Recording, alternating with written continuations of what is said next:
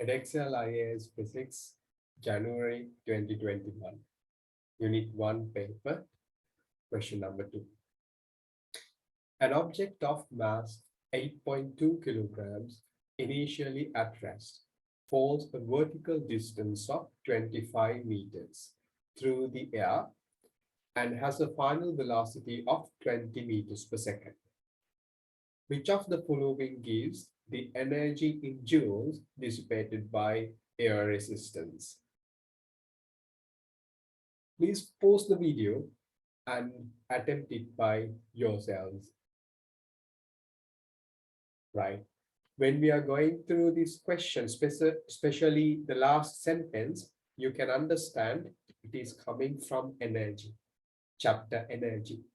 And when you dig deeper these data, mass of the object, initially at rest, moving through a vertical distance of 25 meters and achieve final velocity of 20 meters per second. So you can understand this is coming from specifically the lessened gravitational potential and kinetic energies. Before I go deeper in this question, there is a reminder.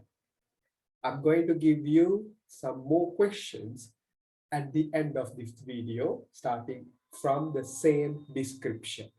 Wait until that. Okay, let's discuss this question.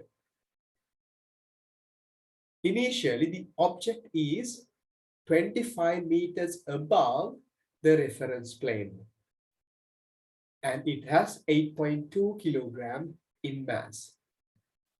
And in this reference plane, let's assume the gravitational potential energy as 0. Then in this initial location, gravitational potential energy should be positive. Why? Because it is above the ground, above the gravitational potential energy 0 level. So it is having a gravitational potential energy which is positive. And how about the kinetic energy? Since it is at rest, initial stage, it doesn't have any kinetic energy. Then when this object comes down 25 meters, what will happen to it? It is accelerating. Why? The gravity is attracting the object downward. So it is accelerating and achieve 20 meters per second velocity. Then we can understand it is having a certain amount of kinetic energy. When we apply principle of conservation of energy, it suggests that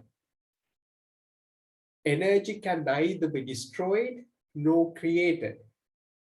Then we can say total energy before as equals to total energy after.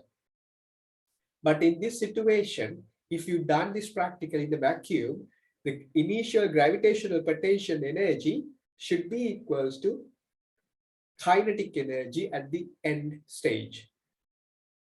But this practical has not performed in a vacuum. Instead, it is going through the air. So you can understand air resistance is doing work. Air resistance is a force acting on this object and which make this object slow down. Then it will not have the kinetic energy we expect taken from the gravitational potential energy. Then the kinetic energy will be lesser than expected. Then what has happened to this energy? It has dissipated by the air resistance to sound and heat energy. Usually we take those two. Then we can write down the equation as gravitational potential energy before as equals to kinetic energy of the object after and air resistance, work done by air resistance or energy dissipated by air resistance. Then you can substitute the equations to each and every these energies. mgh is the gravitational potential energy, half mv squared is the kinetic energy, and we keep energy dissipated by air resistance as it is. We can subject energy dissipated by air resistance and substitute data, and it will give you the answer as C. Second question, the answer should be C.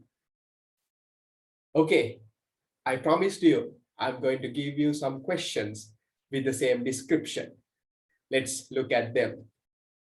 They might ask with the same description, what is the air resistance acting on the object? And they might give you this tip as well. Take it as a constant throughout the journey of the object. Then you will be able to find air resistance. And sometimes they might ask, calculate the average acceleration of the object as well. Please go through these two questions as well and put your answer in the comment section below. Right. Until next time, study well.